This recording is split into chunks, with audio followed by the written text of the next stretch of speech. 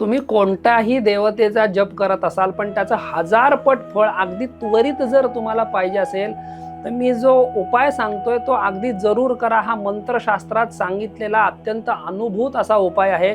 मंत्रशास्त्रामध्ये असं सांगितलंय, विधी यज्ञात जपयज्ञो विशिष्टो दशभिर्गुणैः उपांशु स्यात् शतगुणः साहस्रो मानस स्मृतः। म्हणजे कोणताही जप जो आपण करत असतो तो वाणीनी जो जप होतो तो विशिष्ट फळ देतो असं सांगितलंय। त्याचं विशेष फळ जरी नाहीये पण सामान्य फळ तो देत असतो।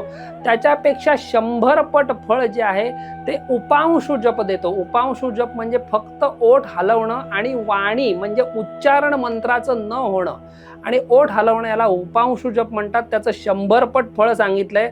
आणि 1000 पट फळ कसलं मिळत असेल तर तो जो कोणता जप तुम्ही करताय तो मनातल्या मनात करणं म्हणजे वाणीद्वारा उच्चारण न होणं आणि ओठही न हलवणं, या कृतीला मानसिक चिंतनाद्वारा तुम्ही जर जप कराल तर त्याचं तत्काल 1000 पट फळ मिळतं असं शास्त्रामध्ये सांगितलंय।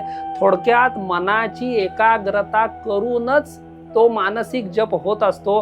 त्यामुळे कबीरांनी असं सांगितलंय की वाणीद्वारे जप चालू आहे, माळ पण हातामध्ये फिरतीये आणि मन पण 10 दिशांना फिरतंय, अशा पद्धतीने जप कधी होत नाही। त्यामुळे मानसिक जप करून 1000 पट त्याचं फळ आपण संपादन करू शकता। नमस्कार।